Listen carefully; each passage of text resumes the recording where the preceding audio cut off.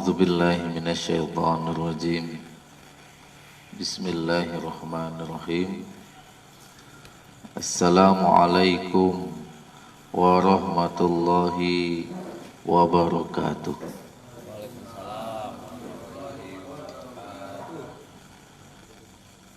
Alhamdulillahirabbil alamin wa bihi nasta'in ala umuri dunya waddin. Wassalatu wassalamu ala Rasulillah nabiyina wa maulana wa habibina Muhammadin sallallahu alaihi wasallam wa ala alihi wa ashabihi ajma'in wa tabi'in wa tabi'ut tabi'in wa ulama salafus salih wa mujahidin wa rasatul anbiya'i wal mursalin wa muhsinin wa mukhlisin wa nahnu min ummatihi minal muslimin wal muslimat mu'minin wal mu'minat hatta yaumiddin, amma ba'd. Para santri majelis santri Ahlus Sunnah wal Jamaah yang berada di rumahnya masing-masing,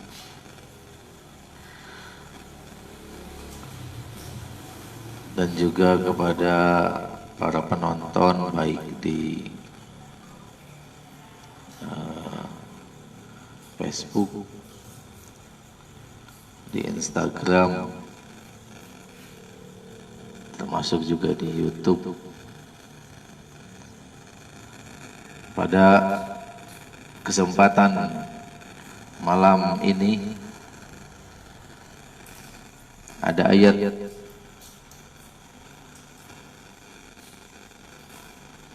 yang begitu membuat kita harus sering-sering bermuhasabah, terutama kita para laki-laki yang ditakdirkan oleh Allah Subhanahu wa ta'ala menjadi pemimpin di keluarga, yang paling bertanggung jawab tentang masa depan keluarga yang kita pimpin, masa depan, terutama masa depan di akhirat, yaitu dalam surah Al-Abasa, surah Abasa ayat ke 34, 35, 36, 37.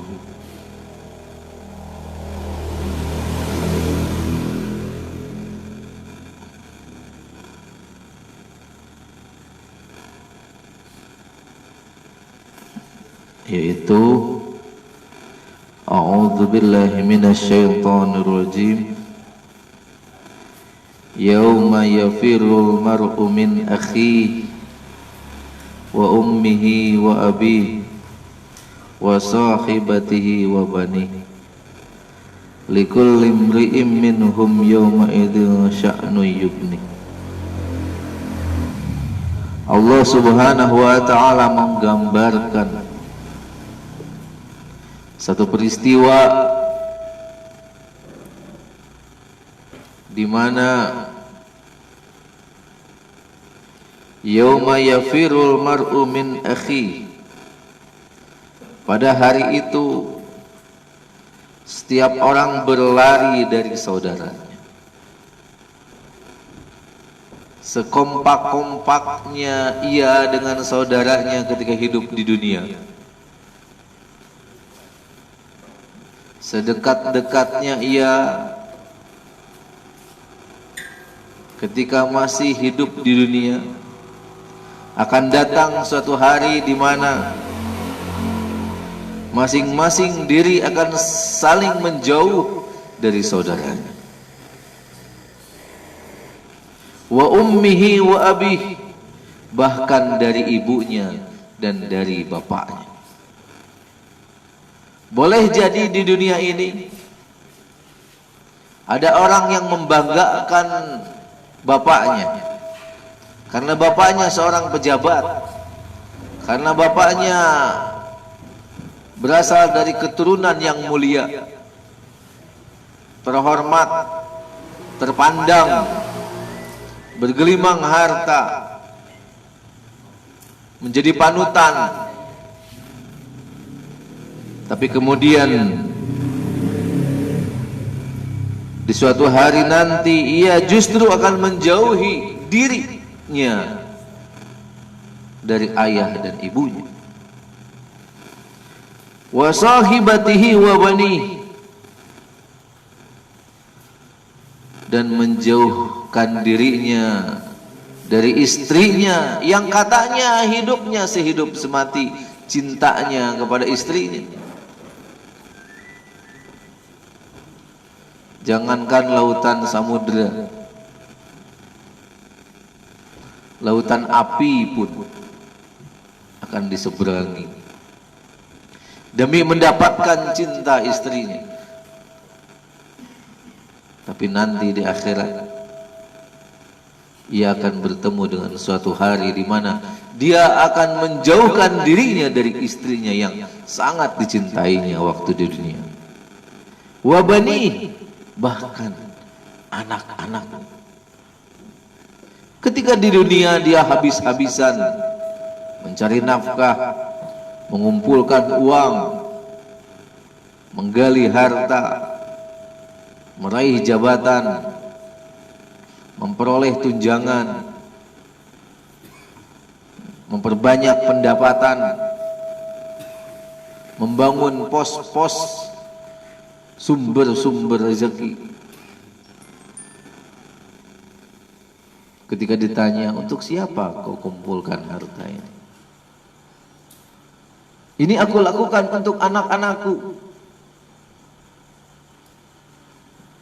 Karena anak-anaknya dianggap sebagai harta kekayaan yang sangat-sangat bernilai.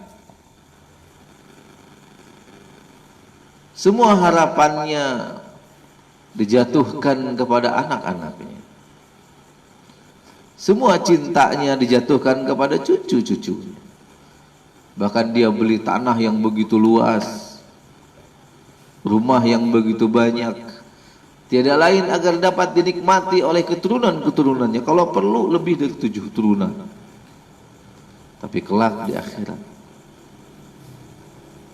justru ia akan menjauhkan dirinya dari keturunan-keturunannya itu. Likulli imri'in minhum yawma idzin sya'nu yughni. Karena saat itu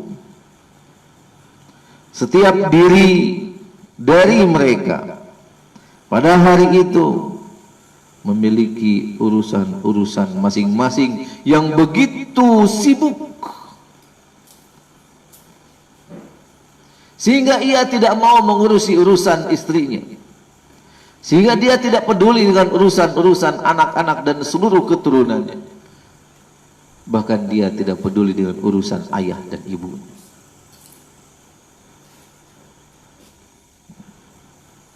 Apalagi urusan saudara-saudara dan sahabat-sahabatnya. Mungkin ketika di dunia satu selfie di kamar, berkumpul, video callan, selfie di markas, berkumpul, touring ke titik nol, berkumpul, ngabring memakai Vespa, ya, satu Vespa di abring-abring. Vespa nu ngan hiji, ngan di abring-abring ke area, ya, karena prestasi. Punya Vespa, ya. begitu kompak, bahkan pakai seragam yang sama. Hanya satu orang yang belum dapat, dua orang yang belum dapat kaos camping Qawamah Majelis Santri Aswaja, karena ngajinya baru datang. Ustaz Anas belum dikasih, Ustaz Cecep belum dikasih. Dagang truk, hese truk nanti dijual jadi tukang pijet. Ustaz Dalam pijet bisa Ustaz Dalam. Amin. Oh iya, kita doakan Ustaz Cecep supados icalan trukna sing laris gitu. Orang begitu bersusah payah untuk menunjukkan kekompakan dengan kerabat-kerabatnya, dengan saudara-saudaranya. Kapal, seragam, untuk menggapai kebahagiaan dunia bersama-sama dengan kerabat, dengan teman, dengan saudara, dengan istri, dengan ayah, dengan ibu, dengan anak, dengan cucu. Bahkan kalau perlu kucing di seragaman.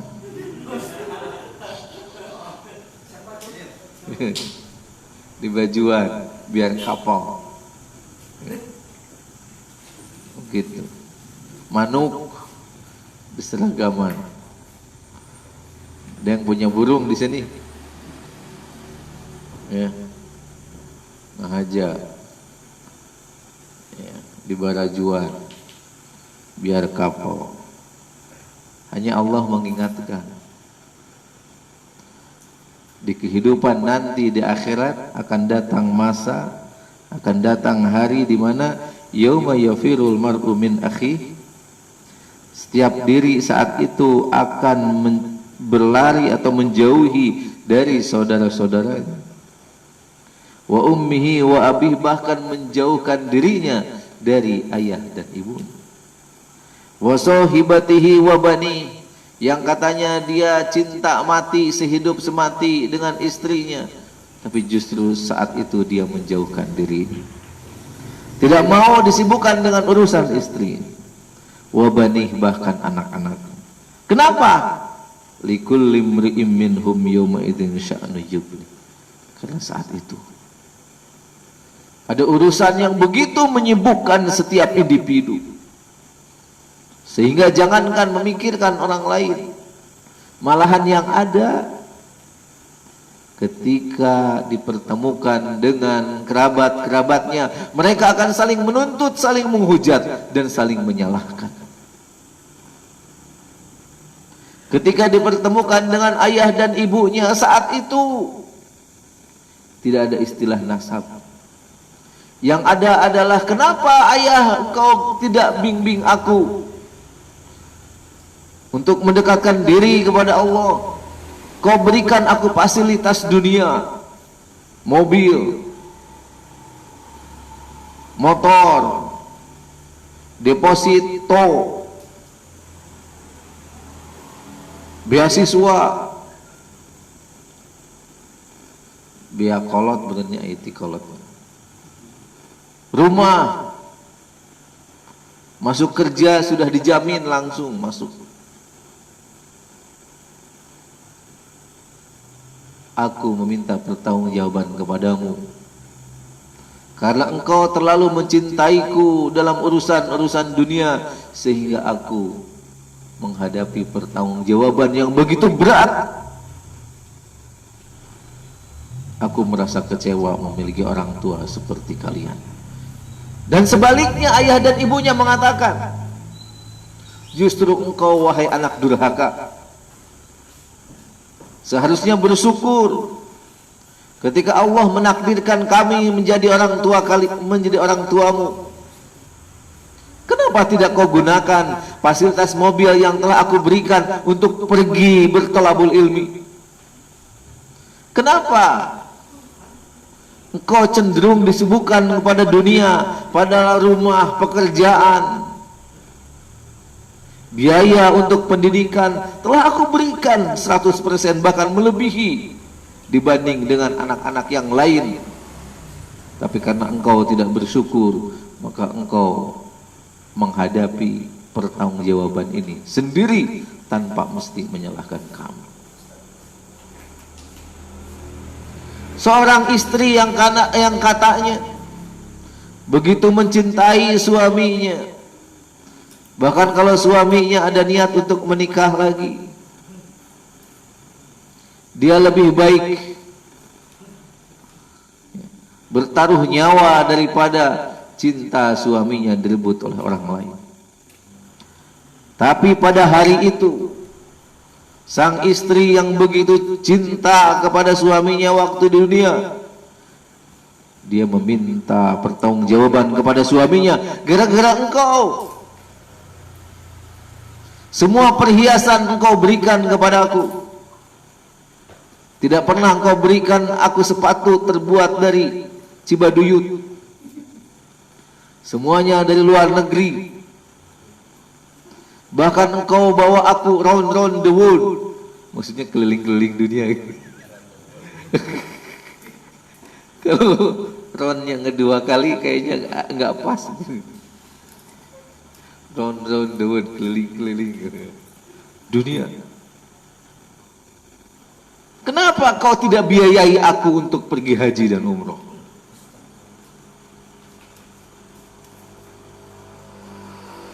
Kenapa kau tidak belikan aku tiket untuk berziarah? Kenapa engkau tidak fasilitasi aku agar bisa lebih dekat kepada Rabbul Alamin?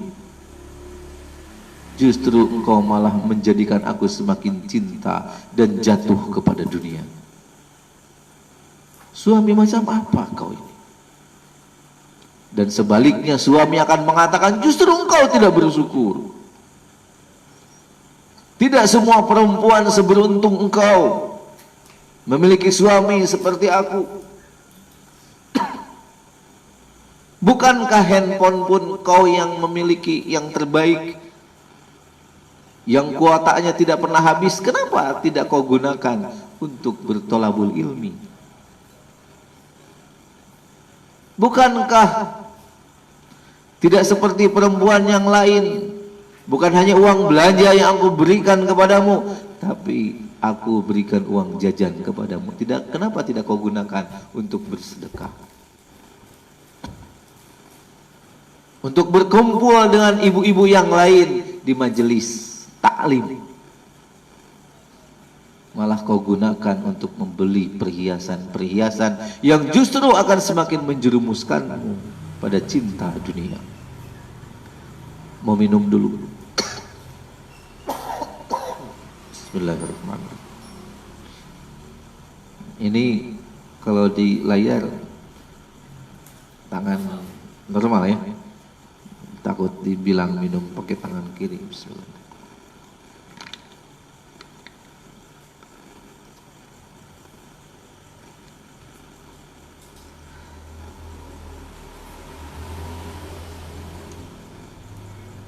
Ini sebagai isyarat para penonton, para santri, siapa saja yang ada di balik sana. Karena setelah 1, 2, 3, setelah 3 ayat yang menggambarkan saling menjauhnya antara saudara dengan saudara, individu dengan kedua orang tuanya, dengan istri dan keturunan-keturunannya. Kemudian Allah gambarkan betapa sibuknya setiap diri saat itu dengan urusan-urusan mereka masing-masing.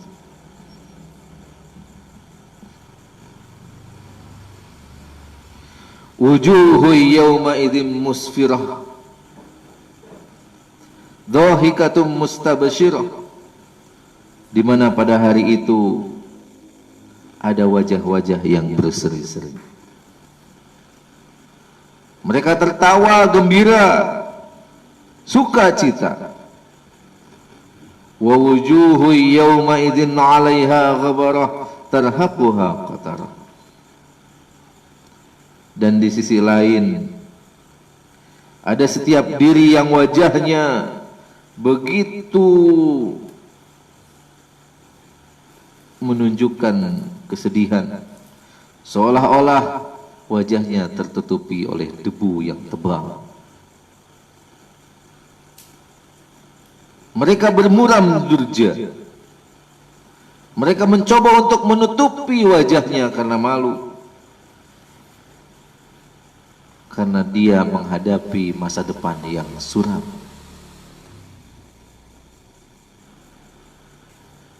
Kenapa demikian? Allah Subhanahu wa taala kemudian mengakhiri surah Abasa ini dengan kalimat ulaika humul kafaratul fajarah. Mereka itu adalah orang yang kafir serta durhaka.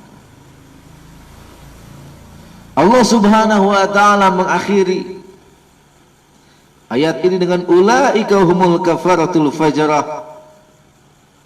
Al-Fakir melihat, wahai kalian yang membaca surah Abasa, jangan sampai kalian berakhir termasuk orang-orang yang kafir serta durhaka. Jangan sampai kelak kalian menutupi wajahmu karena malu, karena masa depan yang begitu suram hidup di akhirat, karena pertanggungjawaban yang begitu berat. Jangankan mempertanggungjawabkan keluargamu, jangankan mempertanggungjawabkan istrimu, jangankan mempertanggungjawabkan pasangan-pasangan hidupmu, jangankan mempertanggungjawabkan keturunan-keturunanmu, jangankan mempertanggungjawabkan jabatan-jabatanmu, bahkan kau tak mampu mempertanggungjawabkan urusan-urusan yang begitu pelik tentang dirimu sendiri.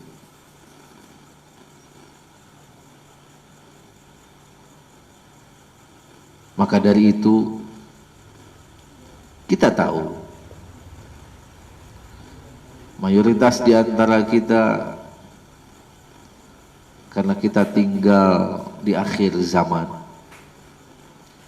bahkan kita tinggal di negeri yang penuh fitnah, bahkan kita tinggal di zaman hampir-hampir kita tidak mampu membedakan mana ulama dan mana dajjal.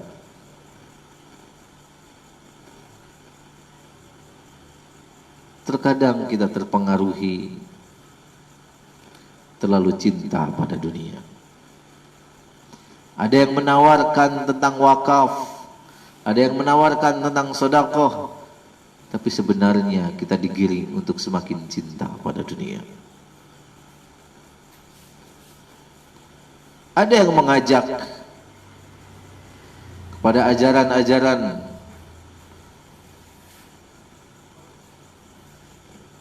yang bersumber dari Al-Quran dan As-Sunnah, tapi tantangannya begitu berat, begitu banyak fitnah, sampai-sampai kita menyembunyikan identitas dakwah kita. Padahal di balik itu justru rahmat Allah begitu melimpah. Begitulah kita hidup di akhir zaman ini, menyampaikan kebenaran dianggap radikal, ketika kita menutupi kebenaran dianggap toleran. Memastikan istri dan anak-anak kita untuk tidak terlalu cinta kepada dunia, mendidik istri dan anak-anak kita, kerabat-kerabat kita, teman-teman kita, untuk kita ajak untuk lebih menyibukkan diri kepada urusan-urusan agama. Tidak sedikit, bahkan mayoritas orang-orang mempertanyakan maksud dan tujuan kita. Dengan terlalu fanatiknya kah? Dengan terlalu ekstrimnya kah? Terlalu idealisnya kah? Padahal justru di balik penilaian-penilaian miring manusia, justru itulah yang dikehendaki oleh Allah Subhanahu wa taala. Beberapa kali Al-Fakir dalam perbincangan menyampaikan pesan dari Allah Subhanahu wa taala, yaitu dalam surah Al-Qasas ayat 77. Sebentar, kita cari dulu.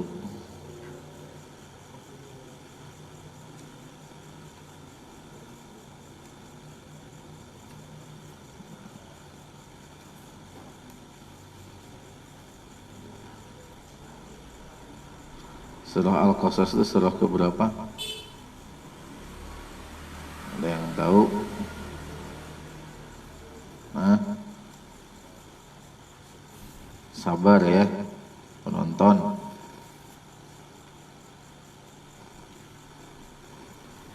Surat keberapa? Surah ke-28.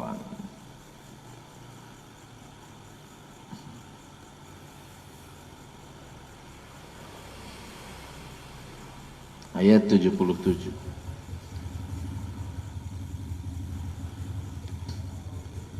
A'udzu billahi minasy syaithanir rajim.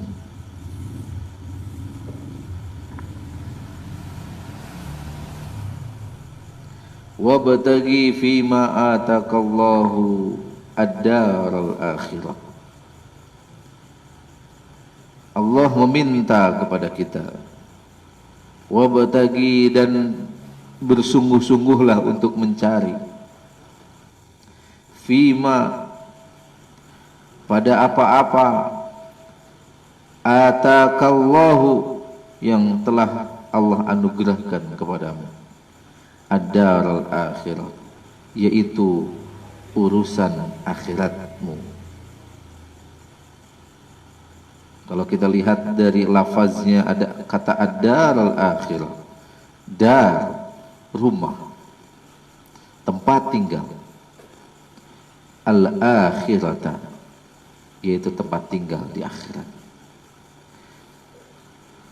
Bersungguh-sungguhlah kalian, atau kamu, wahai manusia, dengan setiap perkara yang telah Allah berikan kepadamu, yaitu yang berkenaan dengan urusan kepulanganmu di akhirat. Wala tansa nasibaka minad dunya, dan adapun tentang urusan dunia, wala tansa, jangan sampai kalian melupakan, nasibaka, bagianmu, minad dunya, yaitu dari urusan-urusan dunia. Allah begitu menyepelekan dalam bahasa Al-Fakir urusan dunia, tapi sebaliknya Allah mengawali dengan lafaz wabtaghi. Maka bersungguh-sungguhlah kalian mencari, engkau mencari karunia-karunia yang telah Allah berikan kepadamu, yang bisa membawamu pulang ke tempat tinggal yang hakiki, yaitu akhir. Wala tansa, tapi jangan lupa, nasibaka minad dunya, nasibmu, urusanmu yang berhubungan dengan dunia. Jadi dunia,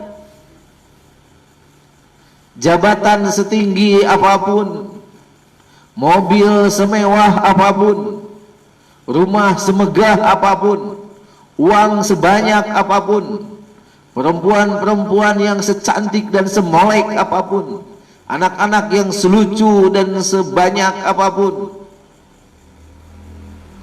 itu hanya perkara wala tansa nasibaka minad dunya.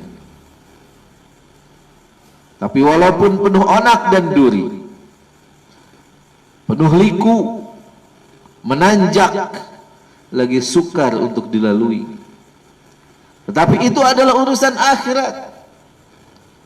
wabtagi, maka carilah dengan bersungguh-sungguh.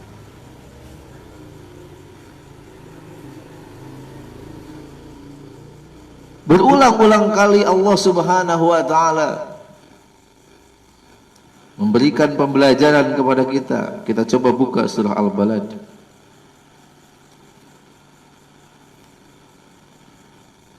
Mana surah Al-Balad ini?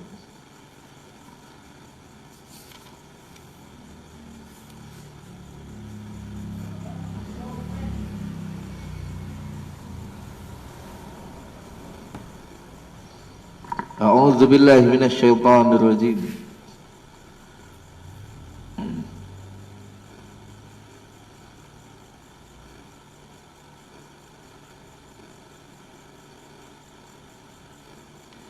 Langsung kita melihat ke ayat ke-10 dalam surah Al-Balad.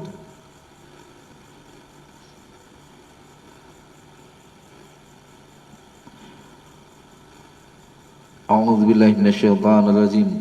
Wa hadainahun najdain. Falaqtahamal 'aqabah. Wa ma adraka mal 'aqabah. Fakku raqabah. Aw it'amun fi yawmin dhi masghabah. Yatiman dha maqrabah. Aw miskinan dha matrabah. ثم كان من الذين آمنوا وتواصوا بالصبر وتواصوا بالمرحمة أولئك أصحاب الميمنة والذين كفروا بآياتنا هم أصحاب المشأمة. Allah Subhanahu wa taala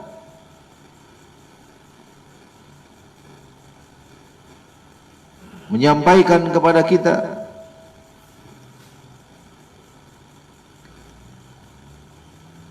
wahadainahun najdain, dan kami telah menunjukkan kepadanya dua jalan.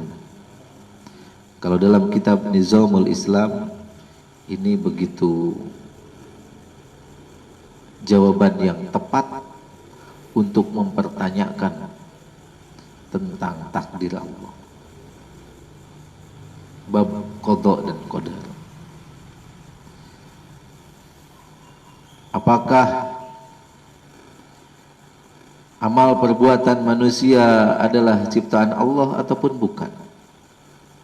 Maka jawabannya adalah iya, ciptaan Allah. Di mana amal perbuatan manusia itu oleh Allah diberikan dua pilihan jalan,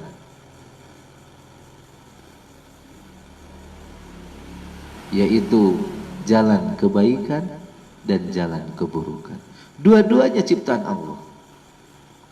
Syekh Taqiyuddin An-Nabhani dalam kitab Nizamul Islam, Allah hanya akan meminta pertanggungjawaban kepada manusia, yaitu tentang ikhtiar yang dia lakukan untuk memilih jalan mana yang dia ambil.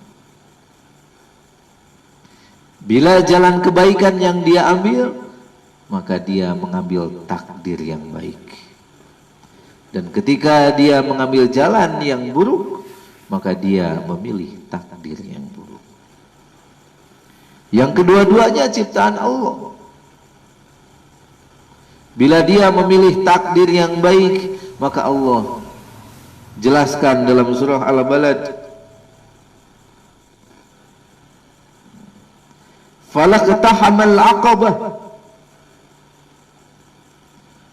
Maka mengapa tidak? Iktahama, dia menempuh al-aqabah, jalan yang mendaki dan susah. Jadi sisi lain, Allah menggambarkan bahwa Allah memberikan peluang kepada setiap individu manusia untuk memilih dua jalan. Ada jalan kebaikan, ada jalan keburukan. Tapi justru jalan kebaikan adalah jalan yang falaqtahamal aqabah.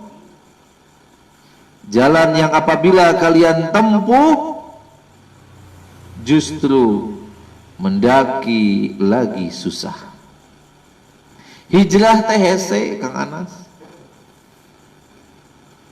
Sama me hijrah mah dagang truk teh payu.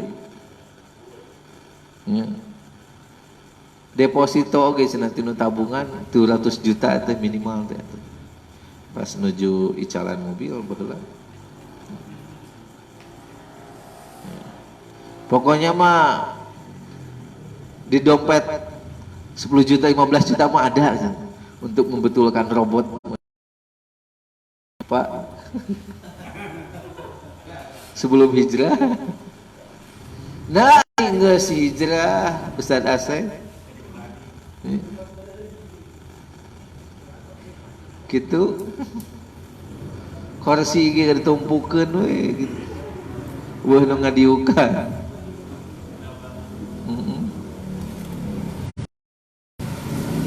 Material nepikeun ka payuna kabeh. Dia dijual ke batur. Ya. Gitu. Ketika hijrah kawas anyar oke lamun eueuh nu mere mah tulisan majelis santri ahli sunnah wal jamaah dan melinu anyar. Tuh Pak Dodi kawasnya baru ya, baru dapat dari orang soleh. Ya. Baheula mah tuh aduh. Ya. Kancing wae gitu ya. Manset ya, Ustaz Yusar. Mansetnya yang ada batu mulia ini. Kancing wae 2,5 juta sabelah. Jadi lamun leugit hiji teh ngambek. Kancing hungkul itu. Yeh da ayeuna mah. Ketika berhijrah ya. Gitu. Kenapa? Karena memang mendaki lagi suka. Da kahayang mah teu ceramah ge di amplopan sing gede. Amplopna mah gede kan gitu. Pas dibuka teh siapa tahu Pak Ustadz mau memberikan bantuan sumbangan. Ye, sugan teh duit jero teh geuningan. Karena kami mau ngadain bakti sosial. Urang teh ulang gitu. Ari teu mere bisa disangka pelit. Gitu. Jadi janjian. Ceramah oge anu nganterkeun, nu nganterkeun moal ceramah. Cicing di dia nungguan anu nganterkeun nu hiji nyeri sila Afwan anak Mas Duun anu hiji duh cenah mangga we candak mobil mah atunya urang lagi aya di dia ikut mobil ke mana ya nu hiji Afwan cenah saya mau jemput mertua anu hiji aduh pasien nih sanes alim nganterkeun cenah pas arek nganterkeun kalah beuki loba cenah pasien kita masih mengguring ulang we aya we nu nganterkeun kan gitu eta ge majuna ya Allah udah kuat ka ti paparakat suku dipanjangkeun leungeun kenca nyekel ka nu panto nyekel ka tuhu nyekel ka luhur diajak balap mung kasusul ku batur atuh nepi gancang kan jantung tinggalin di warung wih deui kemudian gitu. Nah, hujan pas ceramah nuhun Pak Ustadz geuning lapar terus nuhun dah senang Kita tidur dulu di rumah saya, disiapin kosannya. Bote ucing. Ya, tobat. Liangan masjid gede-gedenya. Ini sorangan datang gua, aya anjing gede. Aduh balik deui. Dasieun. Akhirnya ngegaloler di masjid. Eta ge batur teh ngahulang saha cenah eta. Padahal rek ceramah subuh nanti. Dan alhamdulillah uih kenging kaos anyar. Ya, eta ge nu nyesa teu kajual. Hideung jeung bodas yang gagal. Pas leungeun dikieukeun teh paingan pondok sabul. Dapat ya Pak. Dapat kaos itu pas dikieukeun teh nu katuhu mah panjang ya. Oh. Ya. Minimal teh boti ucing ya. Begitu karena betul. Jadi ceramah ke Garut ya. Oh, ke Garut apalagi. Ya. 5 orang. Galering balik ke KW. Ya. Buru-buru di amplopan, puguh mah gering, tapi resep we. Malahan maek balas dendam. Ya, neangan jin katanya. Ya, betul. Hijrah itu, jalan dakwah itu enggak sederhana. Mendaki lagi suka. Nanti Ustadz Anas sewaktu-waktu harus ikut. Ya. Pas ceramah ke Jawa Timur gitu. Atau ke Jawa Tengah ya, karena janji mau bawa ke Wonosobo ya, harus menunjukkan kampung di atas awan ya, ya benar nggak? Kampung di atas awan berarti harus pada ikut nih ya. Siapa saja nih, Pak Cecep, yang mana Ustadz Asep, harus ikut. Kita akan OTW ya, kita akan ke kampung di atas awan. Kalau ceramah ke tempat seperti itu jangan berharap ya dapat apa-apa, sudah lillah saja dapat pahala ya. Wa ma adraka mal aqabah, dan apakah kamu mengetahui apa sih jalan yang mendaki lagi susah itu? Fakku rokobah, memerdekakan budak-budak. Ini menarik Ustadz Anas, Ustadz Asep. Bagi Al-Fakir ini menarik. Bukan kita punya budak belian kemudian kita bebaskan. Kenapa? Lihat bahasanya. Fakku rokobah, bebaskanlah budak-budak itu. Ya. Ini bisa makna majazi, bisa makna hakiki. Kalau Al-Fakir melihatnya ini maknanya hakiki ya. Tetapi makna hakikinya mengandung 2 makna yang berbeda ya. Yaitu makna hakiki orang-orang yang diperbudak oleh tuannya, atau orang-orang yang diperbudak oleh penguasa.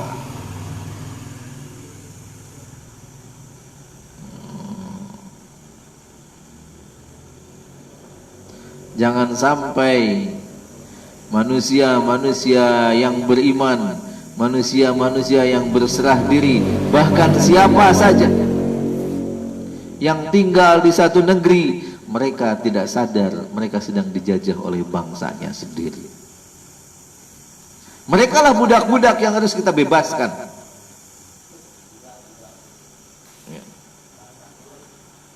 Kita luruskan pemikirannya, kita luruskan sakofahnya, kita luruskan pandangan hidupnya, bahkan kita luruskan cara berpikir keluarganya. Disinilah bertemu makna yang berhubungan dengan tema kajian kita, mengelola satu manhaj dan satu akidah di dalam keluarga.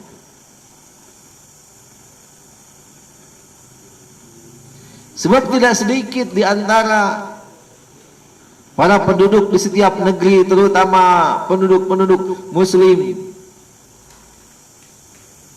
yang penting mah penguasa negeri kita ini tidak melarang kita sholat, tidak melarang kita ibadah.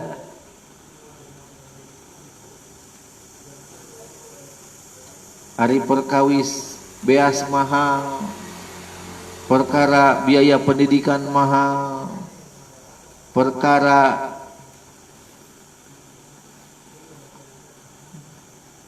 kebutuhan papan tidak terjangkau, perkara kebijakan politik yang menjual sumber daya alam, itu mah bukan urusan kita. Kita mah cukup husnuzon saja dan doakan supaya pemimpin kita mendapatkan hidayah, gitu we.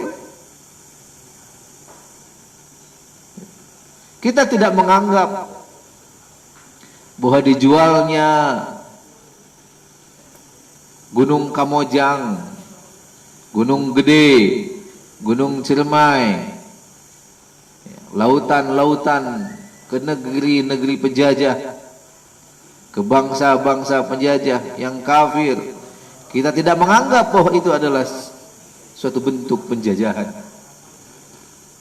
karena kita hanya membatasi yang disebut dengan penjajahan adalah ketika kita dilarang ibadah. Dan Al-Fakir hari ini begitu suuzon, bukan kepada penguasa negeri ini, tetapi kepada orang-orang di balik kasus pandemik Corona COVID-19. Mereka begitu bersemangat untuk menutup jalan terlaksananya kesempurnaan ibadah dengan dalih pandemik.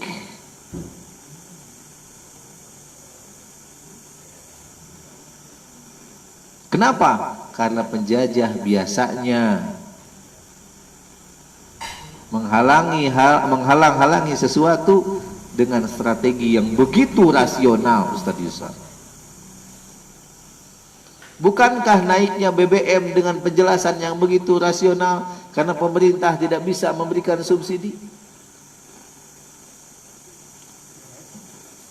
Bukankah dengan menjual aset-aset negara dengan alasan yang begitu rasional dikarenakan kita belum punya teknologi? Bukankah ketika biaya kesehatan justru dikembalikan kepada rakyat dengan strategi pemalakan melalui BPJS dengan alasan kalian warga negara harus bahu membahu dengan pemerintah untuk menyukseskan kesejahteraan? Padahal kebijakan-kebijakan itu sejatinya adalah penjajahan yang dilakukan oleh bangsa sendiri. Kondisi seperti itulah yang harus kita lakukan untuk mengejawantahkan ayat ke-13 ini. Fakku raqabah, bebaskan budak-budak. Memang sulit untuk menyadarkan para pengusaha bahwa kebijakan-kebijakan dari penguasa negeri ini begitu menyekik para pengusaha, siapapun itu. Bahkan ketika ia ingin meninggalkan ribanya, Nabiullah Muhammad SAW pernah memberikan rambu-rambu 1400 tahun yang lalu. Hati-hati, umatku kelak akan tinggal di satu zaman di mana saat itu orang-orang yang ingin meninggalkan riba tetapi tidak mampu meninggalkan debu-debu ribanya. Karena riba sudah menjadi perkara yang sangat sistemik.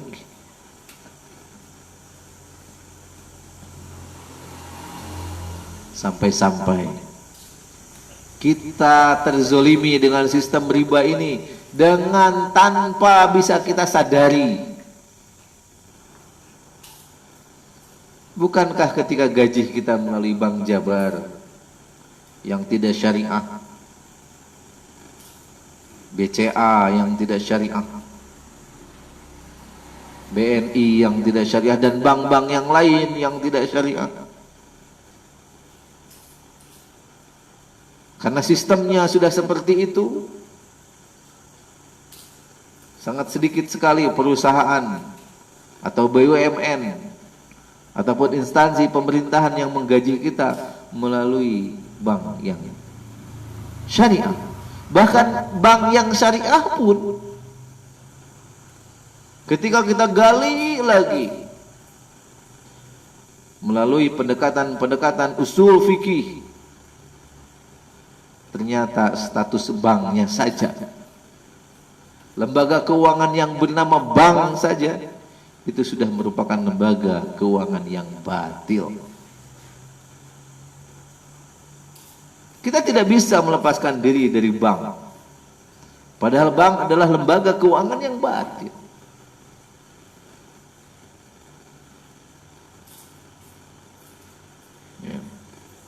Bahkan kita tidak mampu memberikan solusi yang benarnya seperti apa. Ketika kita tahu bahwa itu adalah sistem yang batil. Betapakah Rasulullah SAW begitu tepat memprediksi bahwa umatku kelak tidak akan pernah bisa lepas dari debu-debu riba. Itulah yang dimaksud ketika kita diminta oleh Allah dengan fi'il amar berbunyi fakku, bebaskanlah rokobatin, budak-budak, membebaskan budak-budak dari belenggu riba termasuk debu-debunya, melepaskan budak-budak dari keterkungkungan sistem konvensional yang justru menggerus setiap individu kepada praktek-praktek yang batil, bahkan menyelamatkan budak-budak dari penjajahan, jangankan dari bangsa-bangsa kafir, bahkan dari bangsa-bangsanya sendiri yang berkuasa. Kemudian di ayat berikutnya, au it'amun fi yaumil zi masghabah, atau memberi makan pada hari terjadi kelaparan. Detik ini ketika ada pandemi corona COVID-19, kita setengah main, setengah hati untuk berbagi dan memastikan memberikan makan kepada orang-orang yang membutuhkan dalam kondisi kelaparan. Apa buktinya? Tuh keresekna nungguan dicokot lain diantarkeun.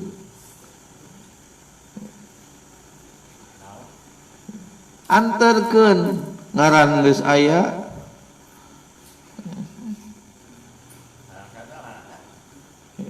Eueuh ngaran geus dalam.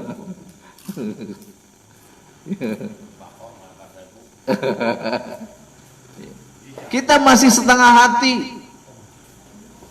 Memberi makan itu masih setengah hati. Kita berharap orang-orang miskinlah yang mengambilnya. Namanya juga memberi, berarti kalau memberi itu kalau perlu menyuapinya.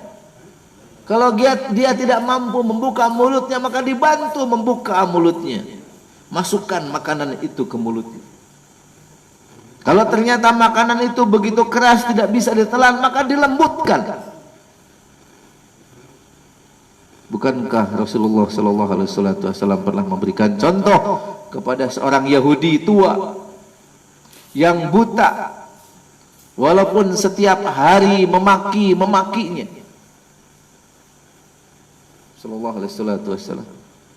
Tapi kemudian dengan sabar Rasulullah melembutkan makanannya. Bahkan dalam riwayat dikatakan dikunyah terlebih dahulu. Jangan dibayangkan mulutnya seperti mulut kita. Rasulullah begitu wangi dan menambah cita rasa makanan. Kemudian disuapkan kepada. Kenapa? Karena memberikan makan yang dicontohkan oleh Rasulullah SAW tidak dengan setengah hati. Tidak meminta orang-orang miskin itu untuk datang untuk mengambilnya, tapi betul-betul memberikan. Pastikan wahai para santri, bungkusan itu besok sudah tidak ada, harus sampai kepada pemiliknya yang sudah diniatkan. Yatiman dza maqrabah, dan juga memberikan makan kepada anak-anak yatim yang mempunyai hubungan kerabat. Dan utamakanlah kalau mau sedekah, Ustadz Alam, ya, kalau mau memberi makan utamakanlah, kalau mau ngasih duku bukan ke orang lain yang ada kekerabatan dengan kita, ya, ke AA. Saudara, tuh AA hoyong duku lain dibikin ke batur. Kadulur sorangan heula. Ustadz Sandi, Ustadz Asep 3, ya. Kalau gurumu jangan dikasih makanan, kasih Vespa saja. Buat duduk di atasnya ceramah. Alhamdulillah hurung. Tapi tong ditembongkeun ke Ustadz Alam. Ujug-ujug nyokot teh tinu kantong nanti ngadadak aya duitan. Teu Ustadz Alam kantong anu dicekel teh kantong Doraemon. Tuh cenah duitan. Nah, pas aya Vespa mah ngadadak aya. Cekel teh. Nya sadodi pengalaman. Ngangguna beak wae. Ya. Begitu. Allah Subhanahu wa taala kalau kita mau memberikan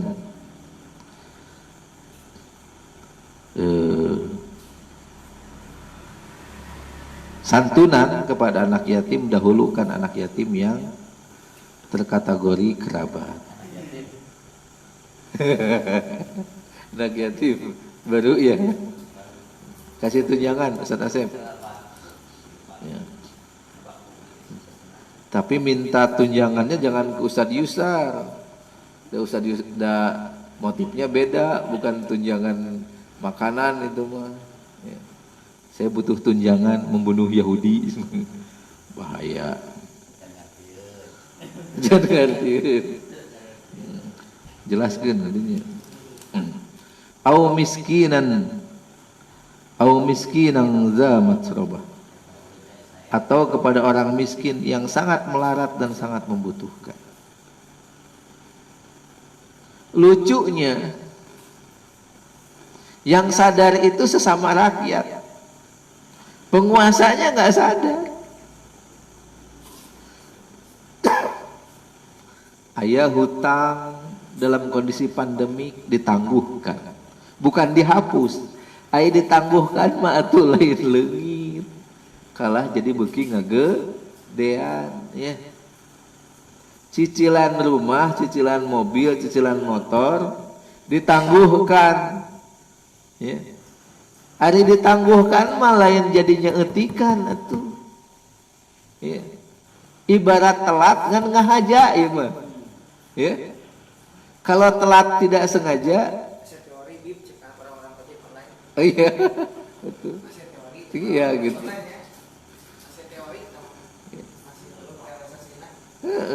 Ditangguhkan mah telat mayar ngan dihaja gitu. Yang bunganya akan semakin melilit para Gojek online. Ya. Yang motornya kredit riba sote kan aya nanti oke. Ya. Begitu. Maka dari itu, dari 3 surah yang Al-Fakir bacakan, betapa pentingnya kita memulai mengkondisikan diri dan keluarga kita untuk berada dalam satu akidah, satu manhaj. Akidah yang dimaksud adalah akidah Ahlus Sunnah wal Jamaah. Satu di antara tokoh ulama Ahlus Sunnah wal Jamaah adalah Imam Syafi'i. Dia pernah menahan lapar selama 2 hari. saking dia belum menemukan makanan yang secara yakin makanan yang akan dia makan adalah berasal dari makanan yang halal. Padahal dia punya uang. Bahkan setiap kali dia masuk ke rumah makan dia bertanya, rahimahullah, apakah boleh aku membeli makanan tetapi aku akan membayar dulu sebelum aku makan. Sementara kita kalau ke Padang makan dulu baru bayar. Ya. Tapi ada beberapa rumah makan ya, Al-Fakir mengalami di beberapa tempat seperti di Pananjung. Tahu Pananjung yang di Tasikmalaya? Ya. Setelah ngambil makanan terus dihitung ya. Terus dibayar baru makan. Ya. Nah, itu sistem jual beli yang yang syariah itu. KFC bayar dulu. Nah, itu syariah tuh.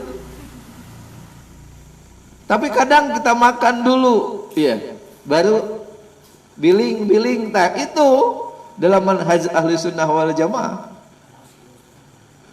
dalam manhaj salaf, ya, terutama mazhab Syafi'i, dalam potret dari hukum Islam itu adalah rumah makan yang tidak syar'i.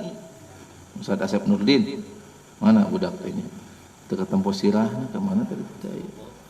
Oh, tidur. Ya. Nanti Ustaz Dodi kalau buka rumah makan, ya, buka restoran, itu mau buka kafe nges Senin nuka sabaraha tak iya Ustaz Yusar. Senin termasuk Ustaz Ana Senin jauh nih ketularan. Nanti bayar dulu, akad dulu, baru diminum kopinya, ya.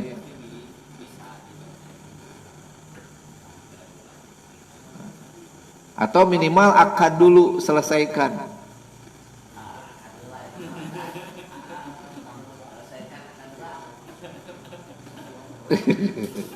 Kadinya wae.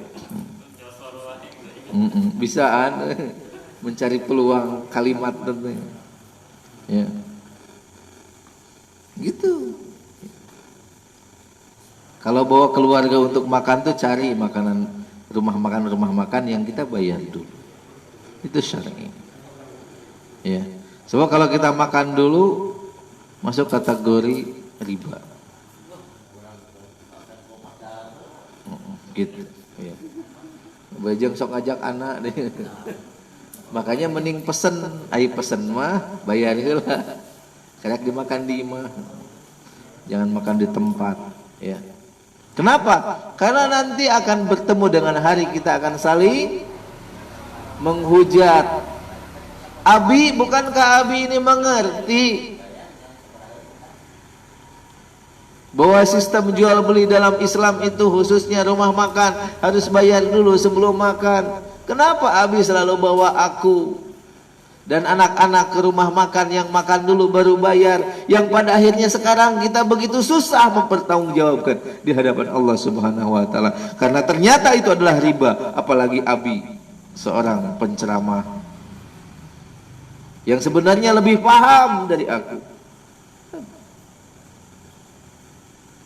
Padahal kita sudah berusaha untuk selalu sholat malam, beristighfar, bersedekah.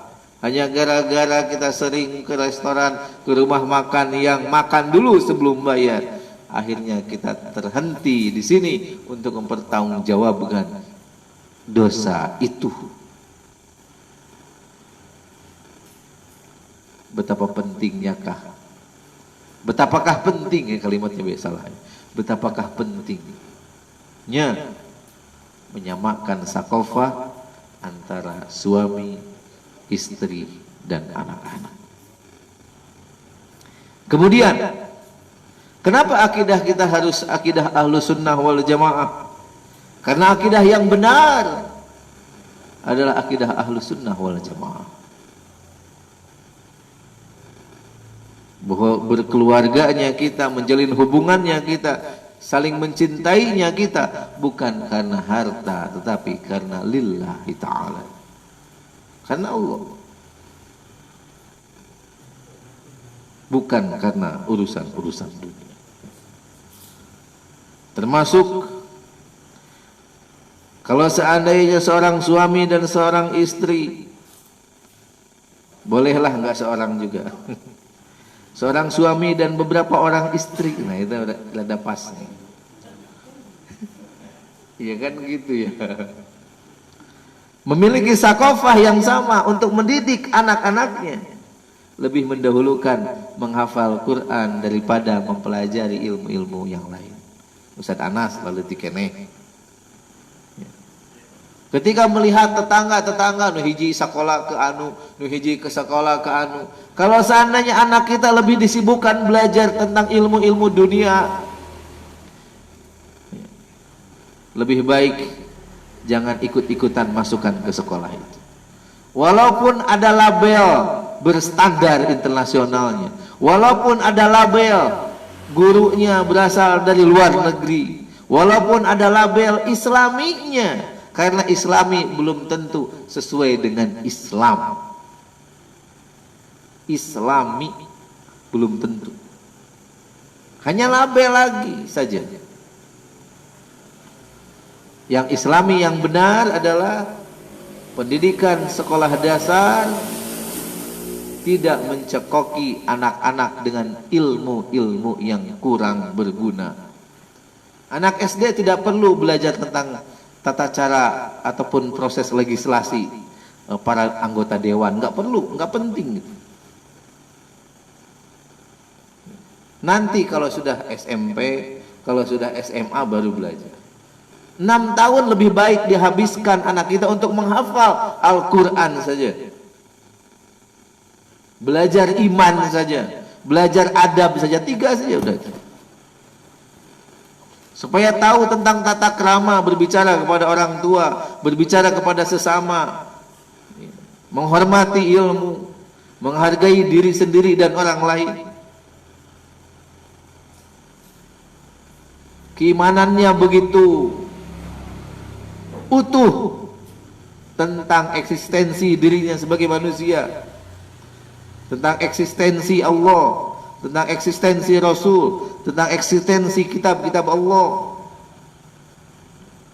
Sementara otaknya, dan jangan terpengaruhi oleh istilah begini, otak itu bagaikan box-box, jadi setiap box harus yang ada diisi matematika, diisi sosial. Jangan terpengaruhi dengan sakofah-sakofah asing yang bersifat subhat itu,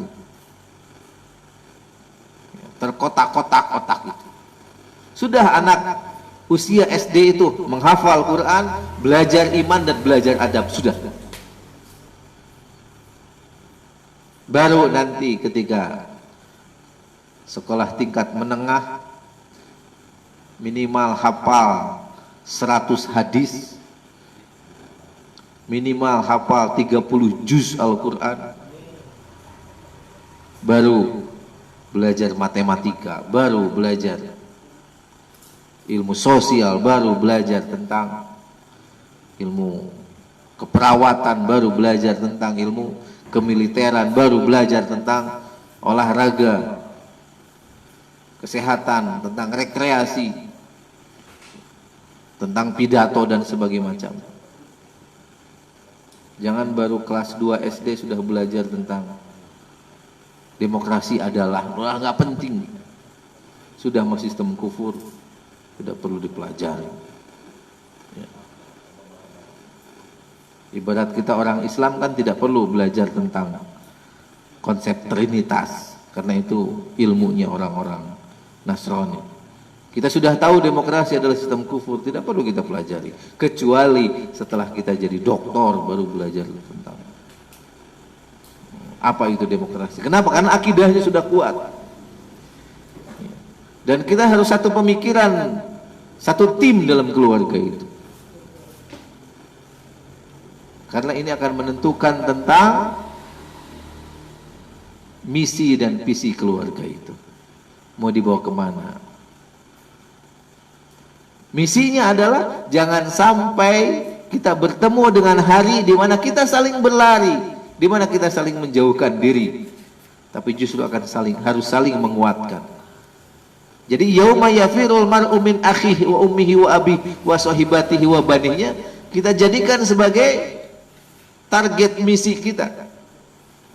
Bagaimana di hari itu agar kita tidak saling menggugat, tidak saling menghujat, tidak saling menyalahkan, tidak saling memisahkan diri,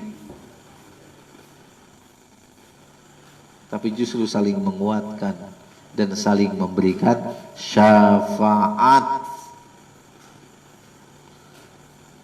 Karena teman bisa memberikan syafaat, karena anak bisa memberikan syafaat, karena istri bisa memberikan syafaat kepada suami. Semakin istrinya lebih dari satu, kalau kita didik dengan soleh keempat-empatnya, maka mereka akan bisa memberikan syafaat. Termasuk hiji oge. Kalau Ustadz Yusar, Ustadz Cecep, istrinya baru satu, tapi kalau dididik dengan benar, istrinya bisa memberikan syafaat kepada suami. Anak-anaknya, apalagi menghafal Quran, cucu-cucunya, bahkan anak yatim yang diangkat menjadi anak angkat pun bisa memberikan syafaat. Bertemanlah dengan teman-teman yang mengejar pahala, contoh grup ngopi pahala, contoh, karena teman bisa memberikan syafaat. Dan dalamilah ilmu dari para habaib, dari para ulama, warasatul anbiya wal mursalin. Berlindunglah kepada Allah, perbanyaklah baca salawat, perbanyaklah zikir, dan perbanyaklah tilawah Al-Quran agar terhindar dari fitnah Dajjal laknatullah alaihi, termasuk para tentaranya laknatullah alaihi. Itu saja yang bisa disampaikan. Satu manhaj lah kita dalam keluarga, satu misi lah, satu visi lah, ya, agar bisa sampai di mana hari yang kita datangi nanti adalah hari di mana kita akan saling memberikan syafaat di hadapan Allah Subhanahu wa taala, terutama mendapatkan syafaat dari Nabiullah Muhammad sallallahu alaihi wasallam. Kita bersalawat dulu, ya. Salatullah salamullah alaika ya Rasulullah. Salatullah salamullah alaika ya Habiballah, alaika ya Habiballah. Satu kali lagi dengan suara yang lantang. Salatullah salamullah alaika ya Rasulullah. Salatullah salamullah alaika ya Habiballah, alaika ya Habiballah. Ikuti Allahumma inna na'udzubika min ilmi la yanfa wa min qalbi la yakhsha wa min nafsi la tasba' wa min da'wati la yustajabu laha bi rahmatika ya arhamar rahimin. Atlubu minkum li afwa. Takbir, Allahu akbar. Assalamualaikum warahmatullahi wabarakatuh.